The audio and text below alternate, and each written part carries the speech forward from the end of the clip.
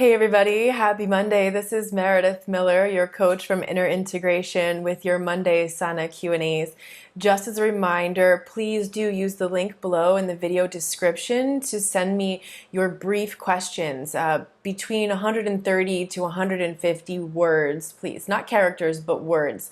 So please just don't go over that too much, just to make it easier for me to read these. And please do put your questions in that area. Please don't send me emails. Then I have to fish through the emails and I'm probably going to miss stuff. And, I would prefer that you guys please to follow these instructions to make this process easier for me to help you. So I'm going to read this question right now. It says, I just realized my pattern of dating narcs. Sadly to say, I have 2 children with one. I broke off the relationship because we argued a lot and he wasn't constant with me, the kids, or the household finances. He moved 8.5 hours away, said that I was keeping the kids away from him, and only called on birthdays and Christmas. As a result, my children grew to resent him and refused to talk to him or see him. He took me to court. The court said that he needs counseling, alone and with the kids, and parenting classes in order to get any visitation, but he has refused to even start for the past 5 years. What am I supposed to do at this point when my 12-year-old is asking questions about why she can't see her dad? It's like he's trying to punish me by hurting my kids. He doesn't see any wrong in his actions, and he lies so much that I think he believes his own lies. Any advice that you can offer will be greatly appreciated. So first of all, I'm sorry that you and your kids are going through that. I can only imagine. And so, okay, I always preface these questions about children with, I am not a mama, okay? So I am giving this advice from the best I can put myself in your situation. I don't know what it's like to have kids. I don't know what it's like to raise kids with a narcissist, with a psychopath. I do understand who those people are, and I have worked with a lot of people who have children, so this is where my advice is coming from. So it sounds like, this guy moved on to other pastures immediately because his pride was hurt, right? It was a narcissistic injury when you broke it off, and good job breaking it off, okay? That was a good job. It also sounds like he continued to make some poor choices around his fatherhood decisions, and so naturally your kids feel like he doesn't care about them. And even the court, thankfully, which is awesome, recognizes that this guy needs some major guidance and assistance before he has one-on-one time with his own children. So it's great that they're recognizing he has issues. And with your kids, of course they realize what's going on to some degree, because kids feel like when people want to spend time with them and really spend time with them and talk to them and get to know them, that's when kids feel like they matter. So when a parent like that, like this guy, is not there and he checks out and he calls on birthdays and Christmases, obviously those kids know that they don't really matter to him. So in a way it's good that they recognize kind of who he is in that way, but what's sad is that they feel like they don't matter to their own father, right? And while you can't play the father because you're the mother, you can offer them a lot of love and understanding, knowing what they're going through, knowing what you went through, and knowing that the kids were affected by him as well. Getting the kids into therapy or any professional help that you can find for them would be great if they're open to that. Sometimes even art therapy could be amazing for kids, because it's they don't have to talk about the things, but they can draw and paint and do whatever, create some sort of visual art to work out the pain, the struggle, the suffering that they have from the trauma. So I would encourage you to check out some local resources if you're starting to notice, this is really affecting your kids. And I really think kids pick up on a lot more than adults we often give them credit for, right? So what I would recommend is to ask questions, ask open-ended, not yes/no questions, right? But open-ended questions, and ask empowering questions to your kids. But most of all, listen when they spontaneously talk about it, because that's usually what kids do. Usually when you put them on the spot and you ask them a question, either they don't want to answer it or they don't really give you a direct answer, wasn't the good time or whatever. But what's really powerful I've found with kids is just let it spontaneously come about, and they'll bring it up. If you provide this environment of open communication and non-judgmental communication, and we can talk about anything and work things out. If you provide that sort of environment and you do that through your presence, like it's as simple as just being present, and when they're talking, looking at them, listening to them, not distracted in a cell phone or an email or a television or whatever, but really present with them. The kids know that, they feel seen and heard, and they're going to feel more spontaneously able to talk about things. And at that point, just close your mouth and just listen. Just listen and really listen to what they're saying, and really remember the words even that they're using, and write them down later, because maybe things will come to you later that came up that you didn't really think of in the moment or whatever. You really understand something more about where your kid is at in that whole situation based on something he or she asked or said about it, right?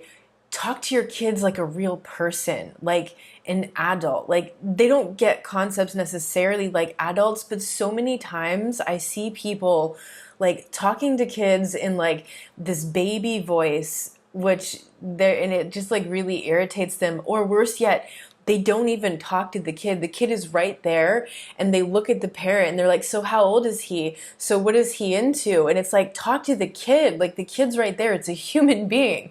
And they know this. Like, they feel the difference. Like, several months ago, I was taking an airplane ride, and this 11-year-old kid sat down next to me, and I just immediately started connecting with him. And I could tell by the way he looked at me that he was like, oh, wow, like, this adult's like talking to me like a real human being. And we had a really meaningful connection. And he ended up telling me this story about how he was abused by his own mother. I mean, I don't know what the odds of that were. He just asked me what I did for a living as we were getting off the plane the second time around, because I saw him on 2 flights that week on the way back too. And when I told him that I help people heal after abuse, he goes, well, you can help me then. And I said, oh yeah? And just let him come out with it. And he flat out told me that his mother had abused him, and so he felt comfortable to share that information because I had that human connection with him. He felt heard, he felt seen. He didn't know me. I was a total stranger, but he trusted me with that information because I created that connection with him. So create that connection with your kids, like, your kids, you mentioned they resented him, right? And they refused to talk to him for a while. So maybe a question you want to ask your daughter, who you mentioned here, is, so what changed now? Like, now your daughter is asking to see him, and why can't she see him? So maybe you want to ask some questions like, I remember you didn't want to talk to daddy for a while, and I'm just curious. That phrase, I'm just curious, it just softens things, right? Instead of it feeling like an interrogation, it's just this soft way of asking something. I'm just curious, what changed? What changed? What's making you want to see daddy now? What's driving you to want to go spend some time with him? And ask some questions like that. And it's very important to remember too that narcissists, psychopaths, sociopaths, borderlines will use the children as pawns of control over the other parent. And they will also use the children as an extension of their own emotional and narcissistic needs. Like, it's called, what's the word? Enmeshment. It's called enmeshment, right? When the parent enmeshes the child, and it's called emotional incest, right? It's not a physical sexual incest, but the emotional incest is when the parent makes the child the emotional equivalent of their life partner. Like, they're not getting it from their partner. So either the partner of the parent is the narcissist, psychopath, etc., and they're not getting that connection, and the parent might be the codependent who then unknowingly uses the child for that kind of emotional connection because they're not getting it over there. Or the parent, which is not your situation, the parent in contact with the children, is the narcissist or the psychopath, and using the children to suck the narcissistic supply and use them to meet their own emotional needs. Either way, it's very devastating on the children, you know. So keep that in mind always, like the rest of your life, that he's always going to be playing those games. Like that will probably never change. His tactics might change as the kids grow older, as the kids catch on to things, as you catch on to things, as he has various life situational issues. But keep that in mind and always be aware of that, and make sure that your kids, you know, understand that they have a right to their own feelings, their own opinions, their own emotional needs, their own perceptions of reality. So support that for them in your home environment with the kids, you know. And you said here at the end, like, yeah, he probably does believe in his lies. I do think most of them do. I think most of them live in such delusional worlds where, like, they truly believe they're the victim. They did nothing wrong. The problem is outside. It's everyone else. And you can't reason with someone like that when they're unable to see the truth. You know, the traditional rules don't apply to someone who refuses to accept self-responsibility. He can't take self-responsibility for himself. You know that by now, right?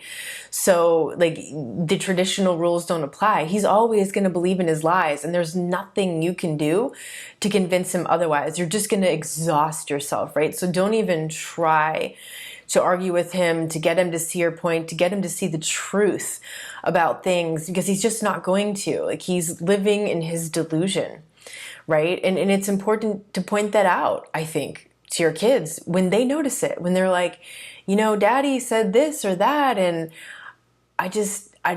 you know, it doesn't make sense to me, and I feel this and that about that.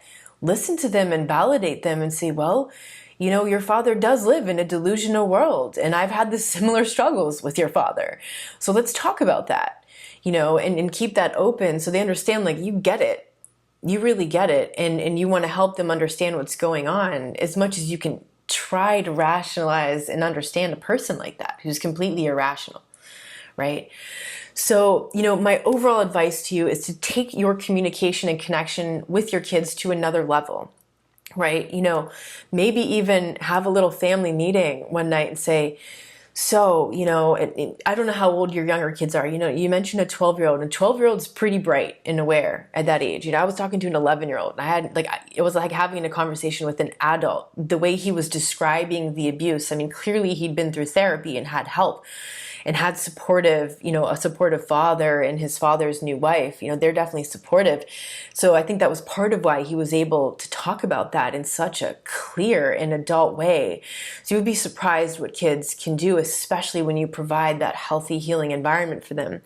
And I would say something like, you know, so you may have some questions about your father, and I want to answer those to the best of my ability. So I want you to feel free to ask anything that you're wondering about or worried about or afraid about. And, you know, I just want to keep this communication open, and I want you to feel, you know, a non-judgmental environment that you can say whatever. I'm not going to punish you for what you say. I'm not going to shame you or embarrass you for what you say. I'm going to listen to you. I want to hear your feelings. I want to know what your feelings are. I want to know what your emotional needs are.